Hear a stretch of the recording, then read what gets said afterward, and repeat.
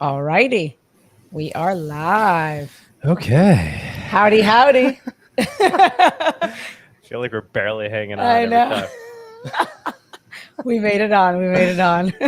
Cheerios. Happy. Oh, look at that. Really? My berry really? juice. There you go. Cheerios. Very smooth. Cheerios. Cheers. Cheers. Cheers. Cheerios, Justin. So good. Really? It's a berry. No, I'm good. Good water. So, yeah, we made it. Happy Tuesday, everyone. Hope I could not think of a better day to do a show than Tuesday night. I know, Tuesday at 8:30 p.m. Well, Tone Vays hit us out of nowhere yesterday on July 4th, Monday. Yeah. It's like a sneak attack. That's Anybody else in on the No. stream? Okay. We have Josh D422. Fungibility. Hello. Shout out to Josh. Anybody that and wants Monero to Space. Hi, Monero Space. put the link in there, right? I'll put it in the air. Yeah. I tweeted it. And hello, Justin. How do you do, my friend? Things are all right. Things are all right. Things are back from being off the grid. How was your trip? Oh goodness! I brought this Chardonnay out of all things all the way back from. Oh, Boise. wine! Now you moved on Nice. to white. Nice. Yeah, I was all over the place. Lots of places with no internet, but it was a lot of fun. So wait, where'd you go? I missed the beginning of your conversation here with Cindy. Where'd you guys go? Or where'd you go? So how was it? What'd you do? Where'd you go? Oh my gosh. I did a 19-day trip, really Wow. 20 days, including the 4th, I guess, through, North Dakota Badlands, Boise, Yellowstone Glacial Park, Wind Cave National Park, Salt Lake City, Oh, wow. South Dakota, Wyoming. Holy shit. That's awesome. You're by yourself for most of it? Yeah. Oh, wow. It was bad. The first few hikes, I didn't buy bear spray, and I was just kind of hiking alone, and that was a bad decision. So luckily I'm alive. You should never go hiking alone. Yeah, I bought bear spray for my subsequent hikes, but that was probably a bad choice. That was what we would call the using Bitcoin security method, right? You're not really having the main safety. All you needed to do is just carry something around with you to be a bit safer, but you're purposefully being very unsafe. Did you ran into bears or No? I mean, I saw bears, but I didn't see them on the trail. There were like there's a reindeer I actually ran across. I was walking along a trail and there was just a reindeer on the same trail. So I tried to get off the trail to like avoid it, and then it started following me up the mountain. So then I tried to hike on the other side. So luckily it was just a reindeer. Very cool. So sorry to hijack this conversation with Justin vacation, but that sounds awesome. That's awesome. No, seriously, that's pretty. So how long were the hikes that you went on? I mean, so all in all, I hiked over 100 miles. What? How many miles, dude? Over 100. What was like the most you did in one day? The most I ever did in one day was 25 in Grand Tetons. Oh, wow. That's amazing, man. In the Grand Tetons? So I did like, in Grand Tetons, there's 2 canyons, of the Paintbrush Canyon and some other canyon right below it. And I did the top one, went over the Teton, and then went back the other one. So that was a very busy day. I had to literally climb my way around snow that blocked the trail. So it was a lot. Did you love hiking people during these hikes? Wow. Yeah, that's insane. No joke. I love hiking. Yep. Yeah, we do a hike here. It's good. You ever hear? I'm sure you never heard of it. The Devil's Path. Have you ever heard of the Devil's Path? So it's in the Catskills, but it's 26 miles, and you go through like 5 peaks. So the elevation isn't super high because it's like the East Coast, but you go through like 5 different peaks, and we did it twice. Oh, no, we tried it. One time we didn't make it. Right? You heard the story. I'm not about to tell that story. Yeah, don't tell that story. Don't embarrass anyone. Yeah, don't do that. Do not do that. But the other 2 times we made, but we go straight through the night. Like when you did your 25 miles, how many hours was that? 8 hours, maybe. Oh my God! So what are you? What are you like Speedy jogging? Gonzalez? Yeah. What the hell? And you're going up peaks, right? We're not talking about like flat. Holy crap. Yes. You're an animal, man. Well, we should know because when we went to Miami and we were meeting you at that restaurant. And yeah, that's true. That was funny. I'll give the context. You show up, you had a little bit of a heavy don't breath. worry. You were like, "What's up?" You're like, "Oh, I just, rather than telling the Uber the other destination, I just got out and started running." You can't. So like, Uber how won't far? let You're you like, adjust the destination anymore. Like it used to let you change the destination. Yeah. But like it wouldn't let me. So as I was driving, I'm like, well, you can let me off here, as I said in broken Spanish because the driver didn't speak English. So I was trying to be like, let me off here on this street. And so they did, but I still needed to run like half a mile to the new destination. People want to know if you saw any Monero stickers during. No, I did not see any Monero stickers. Did you so put like, any up? unlike, so I would genuinely feel very, very bad putting stickers in most of the areas I went hiking. Like, oh yeah, you don't have stickers like in like very rural, very outdoorsy. No one goes here. Leave no trace. Like takes precedence over put stickers places by a lot. So you'd have to like chisel it into the side of a mountain. You really should not do that. Okay. Like I love Monero, but you should not do that. So I'm trying to look. We should get more people on here. Justin, did you even watch the Tone Vays? I'm guessing you didn't even watch it, actually. I actually did. I watched over the first half. Okay. Yeah, Did totally. two of you watch the whole thing? I watched it. I was trying to comment as I was like walking when he went live, so I was going for like a long walk, but I was trying to comment and watch it at the same time. Did I miss anything in the second half? No. Like there was no. I mean, what do you think the best point that was made? I don't really understand. First of all, I don't really understand the purpose of the episode. Like, why all of a sudden are they just randomly attacking Monero? Maybe because we saw them at PorkFest. Because I gave Tone Vays a coffee.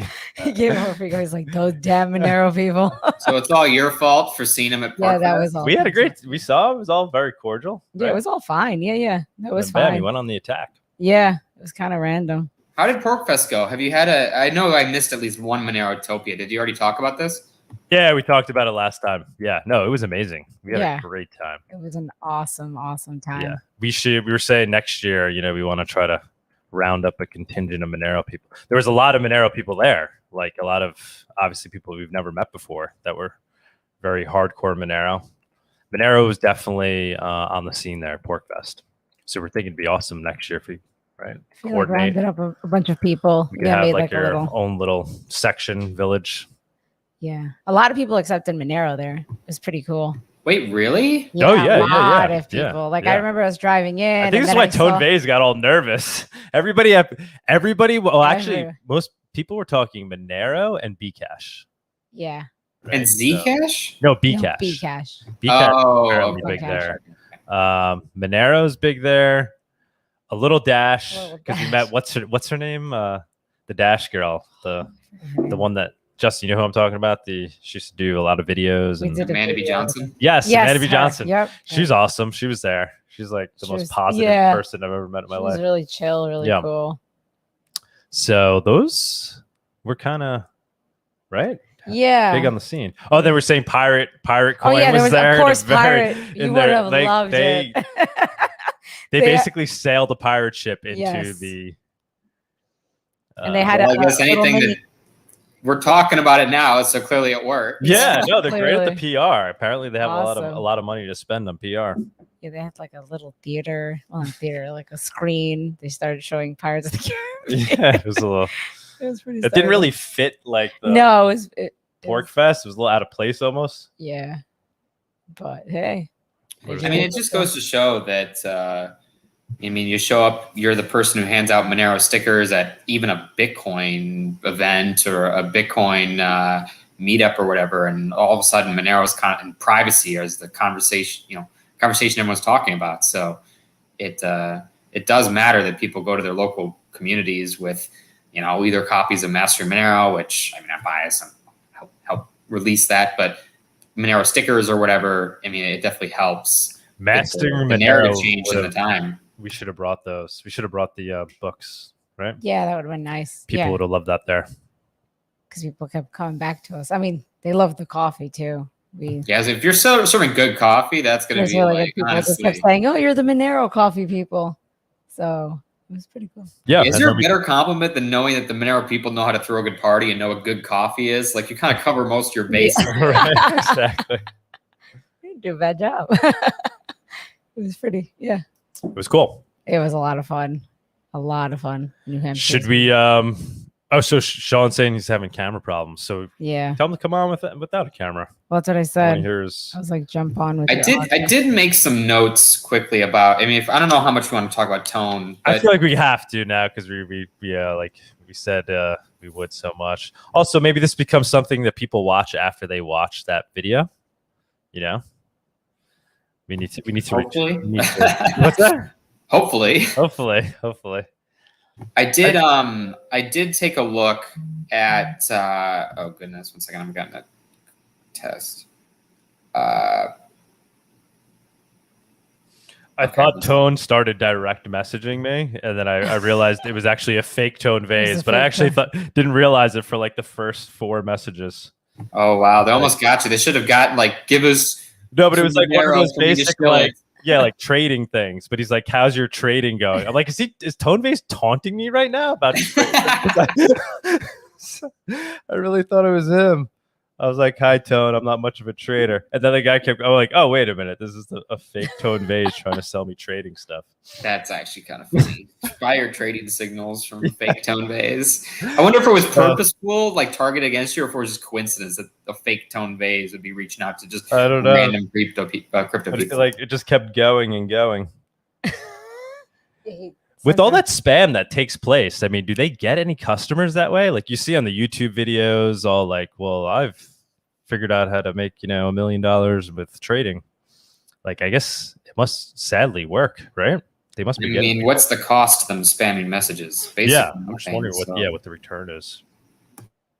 Yeah, I don't know what the return is. You trying to start your own scamming business now on the side? Maybe. Doesn't seem worth the effort. So yeah, let's get Sean up here. So yeah, what are your notes? I think we should before we do anything, can you play Tone's intro? Like basically just set the stage. Yeah. Because I thought that pretty much summed up the whole thing. Let me see if it'll. I do have some. I wrote down notes from the first half only of the interview. Okay. Let's see. Sunita's bringing up the video. Let's see. Oh, wait, we should just go through the entire video. We should do this for like. It's gonna be like a 2-hour thing. Just to watch. Rewind, replay. No. What I. All right, hold on. Chrome tab right here. Crypto scam. About her. There he is. Crypto scam. A show that I have not done in ages. There were a bunch of episodes in 2017. We snuck in an episode or 2 here and there, but I could not think of a better topic. You need to try muting your mic. Back with the crypto I'll mute me. And I have 2 amazing guests who you have seen on the show before, Bitcoin Mechanic and Giacomo Zucco. Hey, how's it going? Hi, everybody. Glad to be back. All right. Hey guys, yeah, Giacomo, it's been a while. We've been missing you on the morning brief shows. Mechanic's been filling in the spot nicely, and hope you guys are doing well. It's evening time for Giacomo, and as you can see, this is a true fireside chat. I am in the woods of Pennsylvania. We're gonna jump right into the show, but I just want to say that, man, that tweet that we're gonna do a crypto scam on Monero really kicked the hornet's nest, to quote Bitcoin Mechanic in his DMs to me right after that tweet. And I just want to say that this is not a debate. Like, everyone is asking me to bring on the Monero people. Guys, this is not a debate. I mean, this is just why we feel that Monero is not the greatest thing in the world. And because of that, we wanted to present it in this format, so that in the future, I no longer have to type 100 messages saying why I think Monero is a shitcoin. I can just send them this video. I did not prepare a lot of research for it. I did not dig into the technicals of Monero. This is just our, I don't even want to use the word expertise. This is basically our knowledge of the blockchain and our experience of being in the blockchain space for quite a while and our general thoughts. Guys, you have anything to add as an introduction before we jump on with have a little bit of an agenda, just topic-wise, and then we're just going to dive right into it and have a fireside chat on it. Yeah, just one thing on my side. The reaction you are having with your... Okay, thanks. That's enough of that. I mean, that's just unbelievable right there. Yeah. That pretty much. It's just such a classical. I am an expert because I am in the Bitcoin community, and therefore everything else is just something I don't really need to spend much time of effort in researching, but I'm still going to go out of my way to say is clearly the wrong approach, because in the setup I've created, Bitcoin's the only thing that makes sense, and therefore everything else is just clearly wrong and broken, and it's going to zero, and who cares? Like, why not? They should have just done their homework a little bit. I mean, there are criticisms to be had, you know? They just didn't even, like, technically make good criticisms of the project, even though ones exist. But what's interesting is that they felt the need to do this show, and it sounds like a lot of people have been asking them, what do you think of Monero? To the point where they're like, Tone is tired of tweeting about it, or I guess messaging with people, and he's like, I'm going to do this show. So that, and I mean, that's got to show that, you know, they're. I mean, I want to be somewhat careful, because I mean, I imagine the way that some members of the Bitcoin community imagine some members of the Monero community is similar to the way that many members of the Monero community view the majority of members in the pirate chain community, right? They see us as just like loud people who don't actually know what real life is like and know what real trade-offs are. They're just showing up, arguing a certain point and saying that privacy is important. We're going to go this route, and you know, Monero's privacy is significantly better, and we're not paying attention to all these cool liquid things on Bitcoin, and we all just need to be patient and figure out the trade-offs. Like, I get it. But that's not really the analogy, though. Right? I don't think it's fair, and I also don't think that in valuing things certain ways, like, I think the way they are valuing their priorities really puts privacy as a very low-weighted value to them. And I think they put fungibility at a low-weighted value, like to the point where they're kind of dismiss any sort of shortfall as just the way it kind of has to be. And it doesn't actually have to be that way, right? Like, it just doesn't, right? So I don't know. It's frustrating. But Sean, sorry. Hey, Sean. Sean. Hi, Sean and Richard. Want to say hello? Hello, everyone. Hello, Sean. Thanks for coming on, guys. Thanks for coming on. Richard, you want to say hello? Hello, all. Hello. How's it going, Justin? So, were there any valid arguments that weren't even made? Like anything that you like picked up on, Justin, where you're like, oh, okay, this is worth discussing? You said you took some notes. What are these? If it's all right, can I just take the floor for like a minute? Yeah. This is what we want. Guys. We want. Okay. Here, I'll even to make be you informational.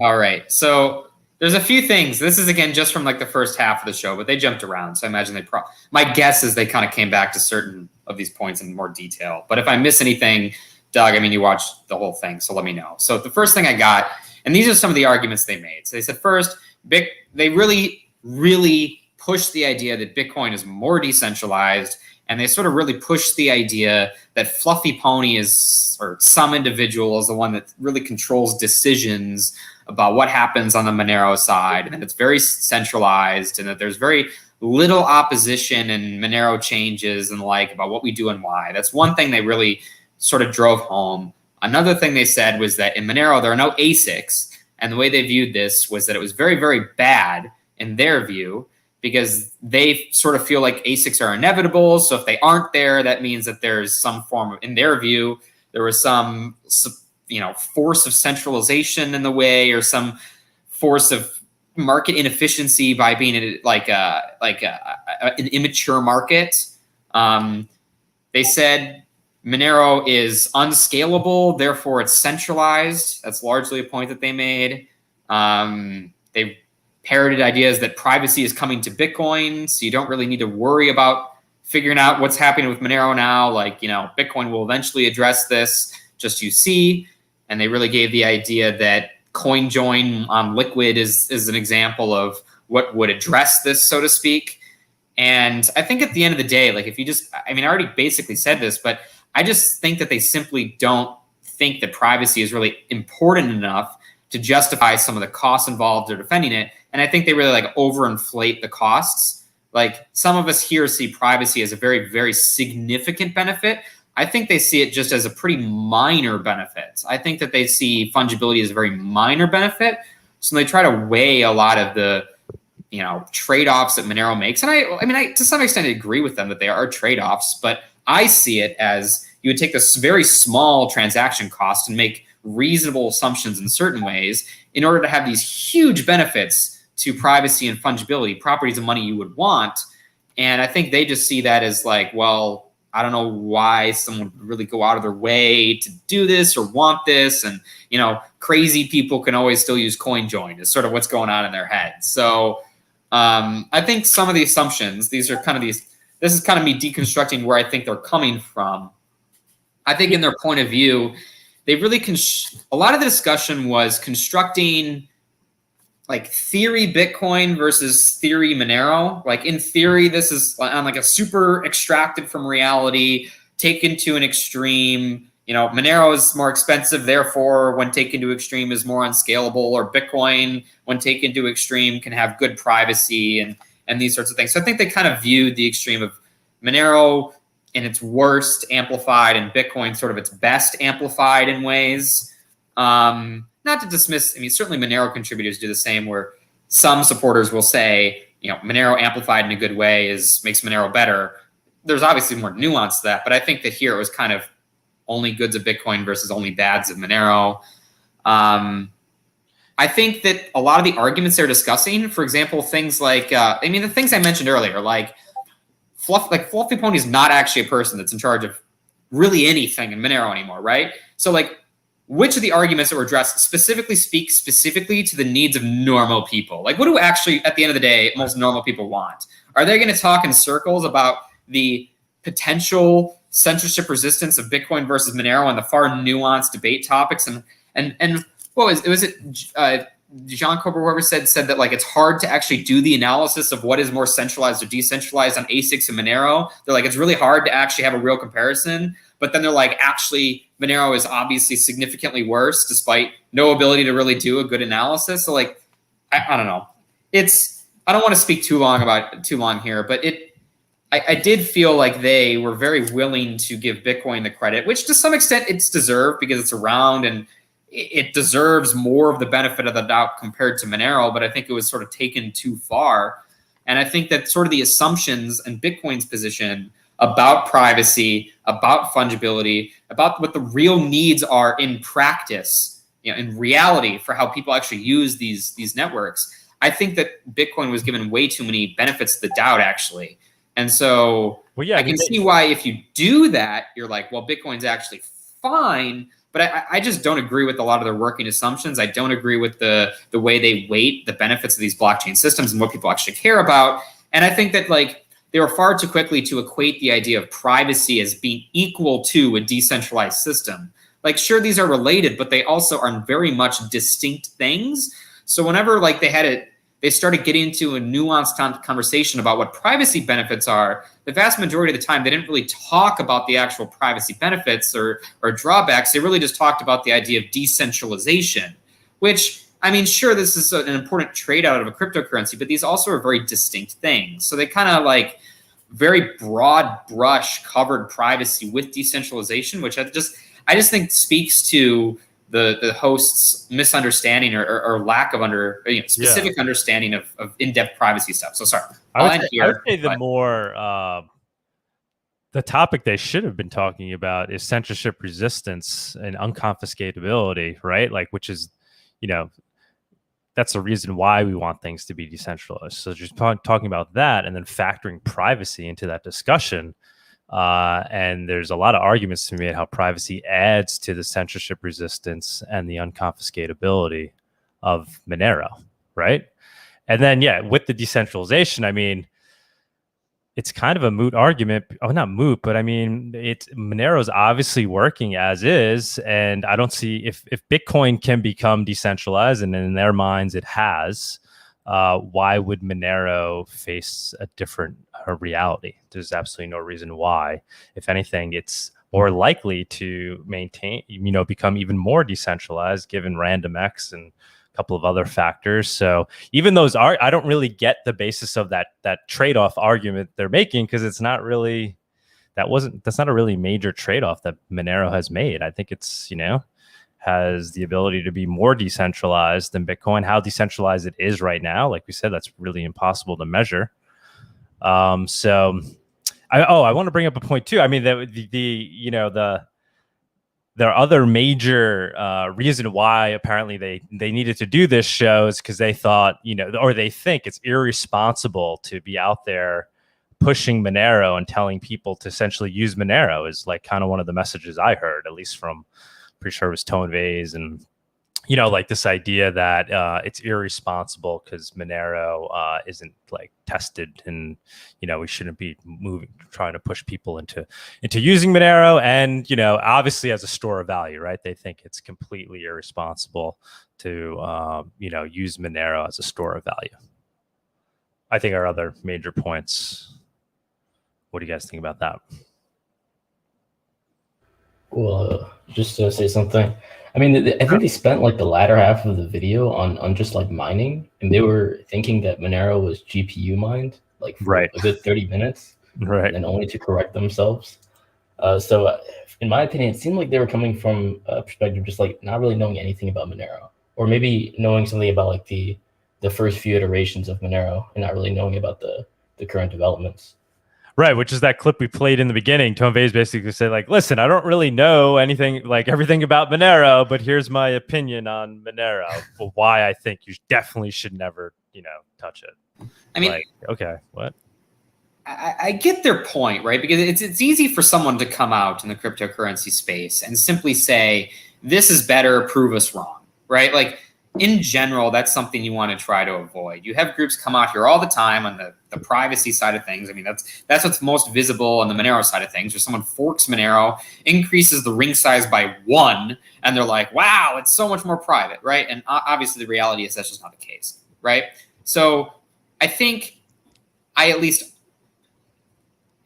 perhaps understand why they'd be like, well, you can't take RandomX and the like as being proven and like, or you need to be careful. Like, it's only going well until it's broken. You sort of had that mantra, which I get, but at the end of the day, like, there has to be a line at which, okay, well, what sort of information would actually support in your mind this being a sensible alternative approach, right? You can still potentially say this is something that I think is perhaps the right way to do things, but it doesn't mean that, on the other hand, anything else is necessarily tragically terrible or a non-starter or completely egregious or the like, right?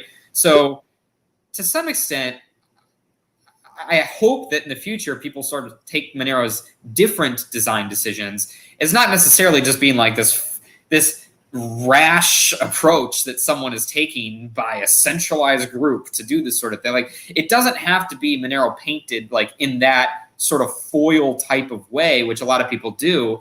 And I think if you actually look through a lot of the assumptions, like, they sort of had the assumption, well, Monero doesn't use ASIC mines, so it has a centralized development group, for example. Like, you can pretty easily provide good evidence to suggest that's not really the case. Or, Monero is an ASIC mine, so therefore, like, all it takes is someone to make an ASIC to really go out of its way to have a good attack on Monero. And I think logically you can kind of work through why that hasn't really been the case. There's a lot of other factors involved than someone just making a more efficient CPU in mass. Like, there are real obstacles to doing that in practice. And like the idea that, oh, Monero's blockchain is so big, so therefore no one can run a node, despite Monero have some of the highest node counts. I mean, it really actually rivals Bitcoin at this point with the number of nodes in the network. So, like, if you actually start to break down the theoretical arguments that I think are being made here on a super, super high level, like, sure, you could say in a vacuum, a bigger blockchain means fewer people on average will run a node, but for some reason, Monero users are disproportionately likely to run nodes, right? Or sure, in theory, someone could make an ASIC, but in practice, there's all this other stuff that gets in the way that prevents someone from making an ASIC that is overpowering other users on the network. So like, I do hope that they sort of take it more than just, okay, well, our assumption was this, but that's actually not happening in Monero. Why is this the case? Is the case actually likely that Monero just is this novice, stupid, scammy project that is a shitcoin? And obviously, we probably would not agree with that view. We'd point to other things. But I hope that in their minds, they're sort of placing barriers where they don't exclusively think of this mental framework as, well, it's just inevitable that it will end up exploding. Well, what if it doesn't, right? So I hope that they think about things like maybe Monero is onto something here, and sort of looking at what specific indicators would actually be the case that Monero contributors, the Monero community is actually seeing some value in privacy that actually makes sense, and everything else that it does. I think anybody that watches that video that's, you know, an open-minded person, whether or not they're currently a BTC maxi or not, but is like fundamentally open-minded, will stop. If they don't know a lot about Monero, after watching that video, they're going to go look into Monero. I mean, because I mean, you watch some of the arguments they made, even if you knew nothing about it, they start to just like contradict themselves in their own arguments. They were like, oh, well, Monero's market cap is, it's not even in the top 10. It has, so the market has spoken. But then again, if Ethereum were to pass Bitcoin in market cap, that wouldn't mean that the market has spoken. That would just, mean something else. And then they're like, oh, in Monero, they say it's used on the dark markets. It's becoming more popular in Bitcoin. Well, there's a lot of dark markets that still use Bitcoin. And then eventually they're like, well, let them have the dark markets. That doesn't mean anything anyway. That really doesn't mean anything anymore. So they would just like start to contradict themselves, and even in their own argument. They made a lot of weak arguments. But Sean, I see you raising eyebrows as we're talking here. What did you watch the Tone Vays video? Did you get a chance to watch it? Yes, I did. Well, I gave up after a little bit, but I'm sorry to hear. Yeah, I'm sorry to hear that. Yeah. Yes. Unfortunately, I went in not really knowing much about the individuals involved here. I know, a couple of the people, I heard of them, but I've never looked at any of their work. I'm looking at this from a technical perspective. So I went in, I was hoping to see or hear a lot of arguments that are specifically about technical details. I thought it would be an interesting time. And oh boy, wow. So I don't think I actually heard them make any technical statement that was even remotely close to being true at all. So that's pretty impressive when you can be wrong about so much in such a quick period of time in such rapid succession, and then keep going back to the same mistakes over and over again. So I give them credit for that. But it took me a bit of time, and I think based on my notes, I realized that the people that are there obviously have no technical understanding of anything, but what they do have is an understanding of social organizations. They seem to be interested in the social organization of what Monero is versus what they're familiar with. Bitcoin is a huge mess of chaos that kind of came out of nowhere and just keeps being more rumbling chaos all the way through. And they've also compared Monero to Ethereum, which is a much more modern project where there's a lot of people involved, a lot of decentralization. So their arguments are always talking about how does Monero compare to Bitcoin and Ethereum. And every argument they came up with, let's compare this to one of the two and then declare that Monero is worse for some particular argument that we're going to make up out of whole cloth. So yeah, you can't really come up and say that they actually said anything positive about Monero at all. Like everything they came up with as an excuse is wrong. And it's like, it's a complete hit piece. They were creating things on the fly, trying to come up with excuses to like blame things. And they never really came to any consensus about it. I think it contradicted themselves so often. So yeah, I didn't get anything positive to be a takeaway from the entire experience. So. Yeah. Okay, good. Who else do we got on here? We have John. I can't read the names. Camus. Hi. Hey guys, can you hear me? Hi, how are you? Pretty good. How you doing? Good. Good. Thanks for coming on. Thanks for coming on. Yeah, so I just wanted to hop on here. I think the thing that I took away from this whole video, and I didn't watch the whole thing. I watched probably less than half of it before I had to turn it off, but they kept saying how they didn't want to have a true debate, and I think that's exactly what we need. I think that Monero is very strong in a lot of the areas that they were saying it was very weak. And I know Monero isn't perfect. Nobody's saying it's perfect, but they're acting like it's horrible and like this piece of it's not anywhere close to what it actually is. Comparing it to Bitcoin, where does it stand? You know, that's arguable depending on like, what are you talking about? Dollar value? Are we talking about whatever? No, there's different ways you can measure that, but they're just saying it's nothing and then Bitcoin's everything. And I think that's definitely the wrong way to look at it. And I do think we need to have a debate, but we need to have some sort of Bitcoin maxi that's willing to have a debate. And most of them aren't even willing. And I think that's the problem, really. Yeah, we need to talk to some of the more middle of the road people, the Samurai wallet people, right? I mean, they're really opening up to Monero, and they got a lot of flack from the Bitcoin community. I think that's part of what prompted them to want to do this, you know, for Tone Vays to go do this episode as well. What do you guys think about that? I completely agree. There was huge drama on Twitter when they said they were adding atomic swaps. I'm sure that was a big factor for doing this. Yeah, did they even talk? Oh, they did talk about it. They basically said the ideal atomic swap would be a Bitcoin to Bitcoin atomic swap. Was it them saying that don't use Monero, just use Lightning plus CoinJoin? Is that what they were arguing? Yeah, they were saying that, and sorry, not Lightning, Liquid yeah. CoinJoin, I believe. Yeah, do atomic swap into Liquid. I mean, yeah, I guess. The thing, Monero works like now, today, for what they're hoping Bitcoin achieves one day as well. So to just completely discount that is ridiculous. I mean, just take a step back, right? You're literally comparing use Monero, which is by reasonable definitions, a decentralized network, right? You can go back and forth about the nuances and you're going to be talking in circles for a while.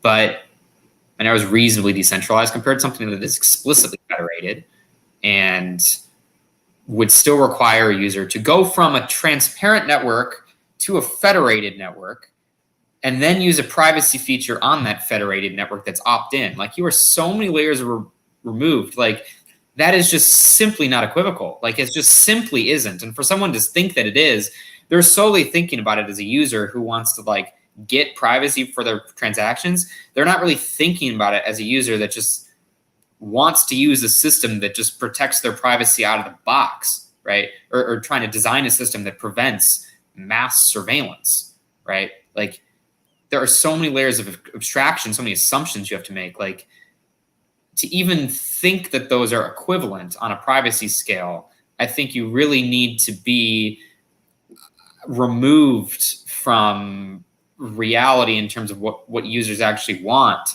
And I think you just generally don't take the privacy concerns of normal users, non-experts, seriously. Yeah, but also, like, to mention with CoinJoins, there's a fee involved with that, right? Monero has it as like a baseline. There's no extra fee you have for the privacy feature. If you're going to do it with Bitcoin, then you have to pay for it. And I think that's a big part for me, that it's not just extra, but it costs extra too. It's almost like a service in that sense. In fact, it literally is. Yeah, what market makers are going to trade on Liquid and use CoinJoin, right? Like, let's see what adoption this gets. Yeah, and then just in terms of trying to use Monero privately today versus using Bitcoin privately today, I don't see how it's more responsible to tell somebody to use Bitcoin and try to explain to them how they can use it privately. If they do all these things correctly, they might be able to get away. As opposed to with Monero, I mean, you know, it's really kind of foolproof in many ways. I mean, at the end of the day, I don't really care if someone says that Monero is a bad investment. I don't care if someone says it's a shitcoin for the sake of investing and holding or whatever. At the end of the day, I don't really care. But if someone just looks at the fact that, looks at Monero's utility and then tries to claim that Bitcoin covers all these use cases, I mean, that's just strictly not true. Like, it strictly isn't. Like, you can look at the Monero transactions per month, compare that to Samurai transactions, compare that with Wasabi transactions, compare it to everything else, and it's clear that no one wants to use Bitcoin for these sorts of things. It's more expensive. I mean, at the moment, it's cheap to use this on Bitcoin. Bitcoin fees are low at the time of this video, but it's still more efficient, for example, to send Monero transactions that are private than Samurai transactions that are private.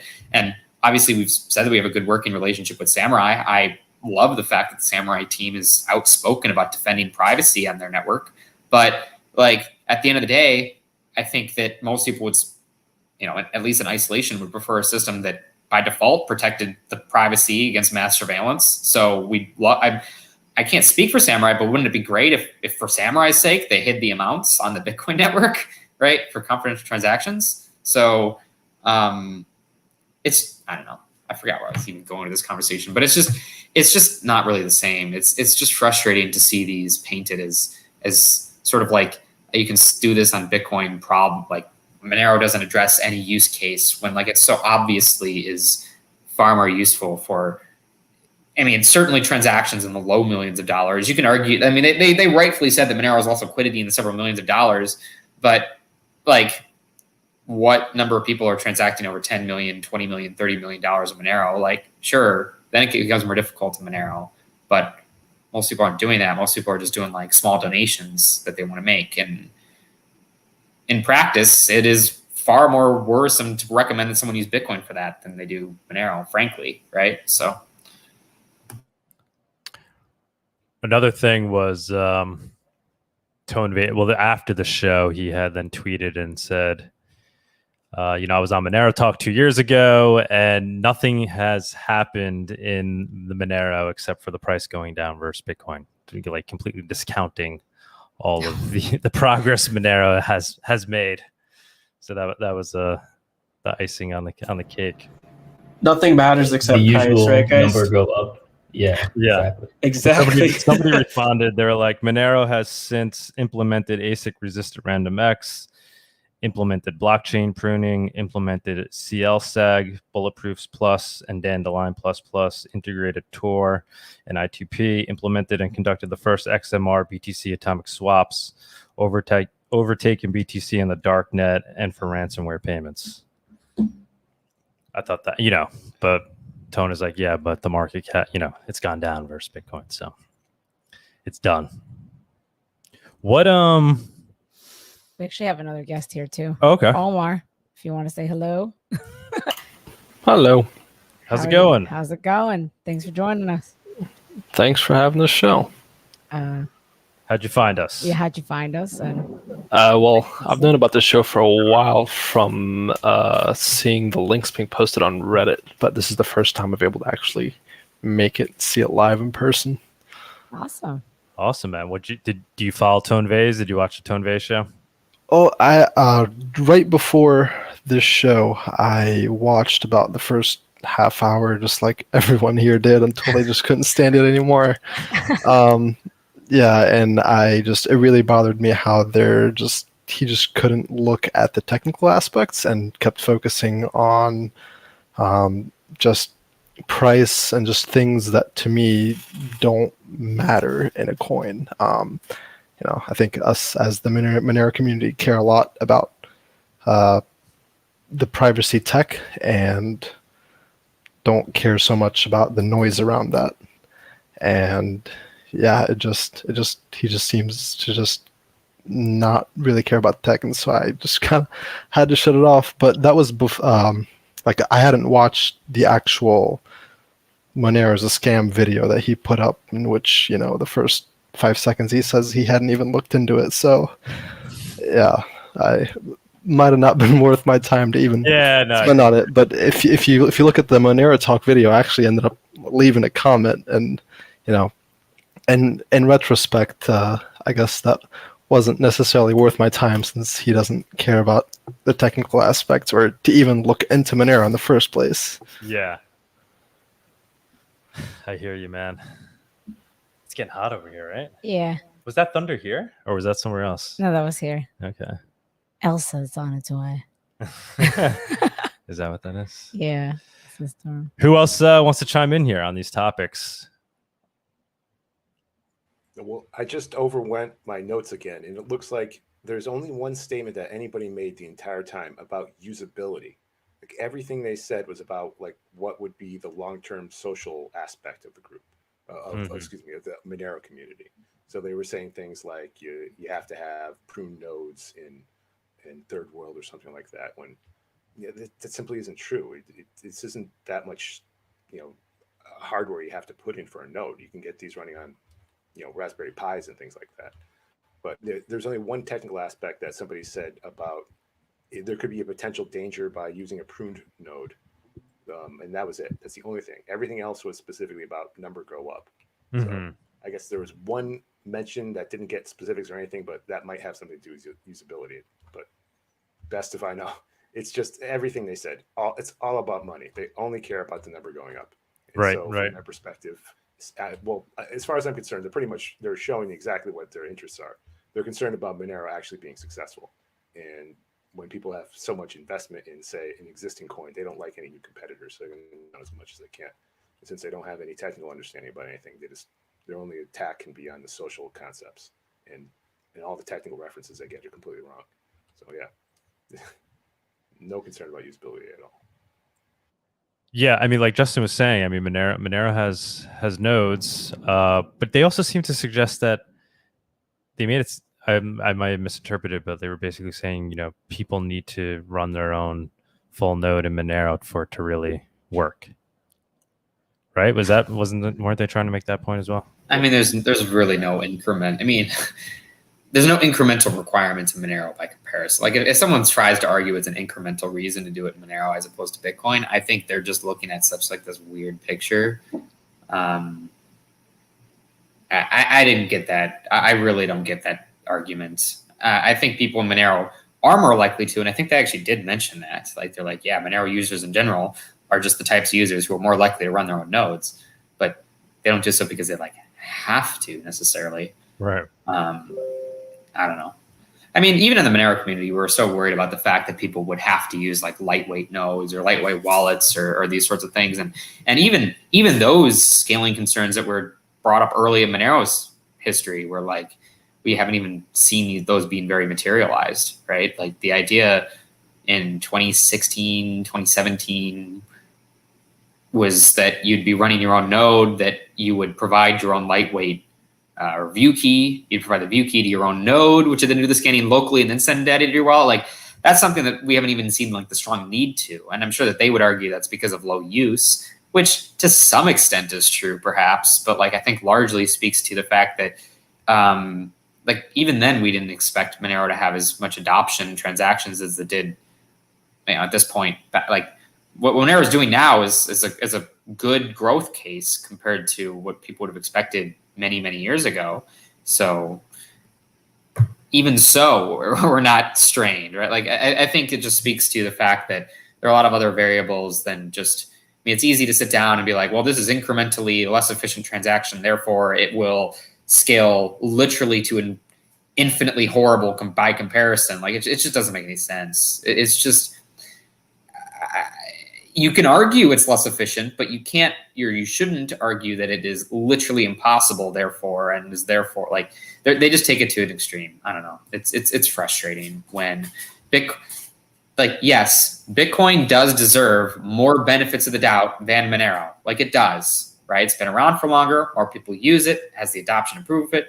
They definitely deserve more benefits of the doubt in the conversation. If we're sort of like unsure about what way it goes and Bitcoin has been around for longer, like I get placing your eggs in that basket, but it's not the end all be all discussion. It doesn't mean that everything else is a failure if it's different. So I just wish people were less likely to just extract everything to this whole like hypothetical level that isn't actually very useful in real life and just try and run with it, when in practice we have mass surveillance on Bitcoin, and that is real and that is impacting people in significant ways. And people use Monero as a way to opt out of that, and that gives them real benefits. So let's not just compare a bunch of egregious worst case scenario cases that someone's saying on an extreme, and Bitcoin doesn't have any downsides, but Monero does, when you do look at them incrementally and say that therefore Monero is useless. Like it's not useful to have that one-sided discussion when you're when you're having an argument where you're claiming that you're being nuanced about trade-offs and the like, but then you don't really talk much about the benefits. You don't have someone sharing why privacy and fungibility and avoidance of mass surveillance is super important. You aren't really having these nuanced discussions. You're just talking about why, for specific points you mentioned, why when taken to extreme, Bitcoin performs better. That's not useful. Sorry, obviously I was disappointed. After your relaxing vacation, you have to come back to this, man. Pretty much, yeah. Did you miss the silence? I have something I could add about the whole blockchain growth scaling side of things. That I believe actually Arctic Mine was on a Monero Talk episode I saw a while back. I don't remember which one, but he said something like a 1 megabyte on the internet today would have been equivalent to like 60 megabytes in 2010 when Bitcoin was released. So this whole like scaling idea of like, oh yeah, Monero transactions are like 4 or 5 times bigger than Bitcoin. Yeah, that's true. But keep in mind, a few years ago, they were much bigger than that. And also the internet in general is improving, and it's hardware and bandwidth and everything is more easily able to handle this amount of data as time progresses. So the whole, I think he said the goalposts were moving while everybody's arguing about this on your show. And I thought that was a really good point that he made. Yo, yeah, 100%. I mean, how do you discount that? How do you not take those things into consideration? Technologies advance, the hardware is going to improve, and then on the Monero side, like you said, I mean, Monero itself will become more efficient. So why would you not take that into account? What do you guys think about so ransomware? There's been some new ones, right? I haven't been totally following it, but is Monero being mentioned in those? Are these guys asking for Monero or only Bitcoin? Anybody know? You know what I'm talking about? There's like, I think they're happening all the time now, but there was another like Did you see the R Evil recent case? That might be the one I'm talking about. Which one was that? So with R Evil, they basically hacked like quite a few subsystems, and yeah, that's the one I'm thinking about. Yeah, so for like the subsystem, so to speak, they apparently are only accepting Monero or payment in Monero for those smaller ransoms of a few 100,000 or tens of thousands or whatever per system for critical systems. But for large, like apparently, or at least reportedly, for the large decryption key, which is for everything, like the whole package effectively, it's tens of millions of dollars, and they're accepting Bitcoin for that, which is in line with most expectations of liquidity, where they would take a pretty severe haircut if they receive payment in Monero for those large amounts. So it would make sense for them to prefer to actually receive Bitcoin and then work with money laundering experts effectively for a fee in order to cash out those dirty Bitcoin, cheaper than them paying the premium on the Monero. Mm-hmm. But for small, tens of thousands, hundreds of thousands, low millions, Monero is a lower premium than Bitcoin. Yeah. So, I mean, obviously we're thinking this is the direction things are moving in, correct? In terms of these guys starting to ask more for Monero than Bitcoin, or what's your take on that? I mean, yeah, absolutely. Like a year ago, people just started taking Monero. Now groups are Monero only for under a few, couple million. So that's obviously a big change. Do you think there's going to be a challenge there with liquidity? I mean, do you think? I mean, there already is. I don't see why they would take Bitcoin in the 30 million or whatever they're asking for. Right. If there wasn't realistic limitations with acquiring and selling that amount of Monero. So yeah, I think that if Monero liquidity increases, that they will attempt to take it all on Monero. I think if Monero liquidity decreases, they probably will stake Monero still for, sub $1 million ransoms perhaps, but the large ones will still be in Bitcoin. So basically we shall see. We shall see what happens. Sean, you got any comments there? How do you see it playing out as ransomware continues to increase, and it seems like the trend is towards asking for Monero more? Or do you think that trend continues? How are you seeing it? Well, I could say that most likely for smaller transactions, it's probably going to be Monero. It would probably be one of the preferred currencies in that case. But for larger transactions, that's the liquidity providing process is, as far as I'm concerned, the biggest limiter. That's going to limit everything. And although we see a lot of information about the request for payments, we never get information about the actual transaction details themselves, unless they happen to accidentally be published, years later during a trial. So we don't really know exactly what prices are being paid for access to these source keys. We know that something happens, and some of the people involved in these hacker communities are gloated that they always get a certain amount, but that's simply not true. Likely the negotiation that goes on behind the scenes, because everyone's interested in not actually state what goes on, although inevitably they have to show what the original demands for the prices were. It's likely the settlement is much less than anything that's demanded. So if a request was for, in US dollar equivalents, like $1 million, it's probably less than a quarter of that, or if even less. The people involved just simply want to get their transactions done. Now, a lot of things that are going on now aren't just simply hacking into a system and locking it down, but also they're embarrassing for a few companies. So when you go up to higher scales and things like that, it's more likely Bitcoin is going to be involved. Yeah, it's interesting to watch it evolve. I'm like dying here in the heat. It's really hot. Just like a tropical front moved in over here. And it's right. It's like it feels like we're in a rainforest right now. Guys, anything else you want to bring up regarding Tone Vays, since that was the topic? The Monero is a shitcoin shit show. I think we pretty much covered it. I mean, what else are we going to say? I do want to add a point about how I'm really disappointed in that group, because not just they didn't understand any of the technical details, but they really didn't even understand the social grouping of Monero. Monero is number 3 overall as far as developers go. I mean, GitHub proves that. You can see the number of people who are working on all of Monero-related projects. Tone obviously doesn't know anything about Monero. Said nothing happened in the last 2 years, but the last 2 years has been seeing more activity in the community than like all the rest combined. It's just there's so much going on right now, and so much is happening. There's the whole what's the group called, the Monero punks that's just started up. There's just a whole bunch of new things that are going on, and a lot of people are talking.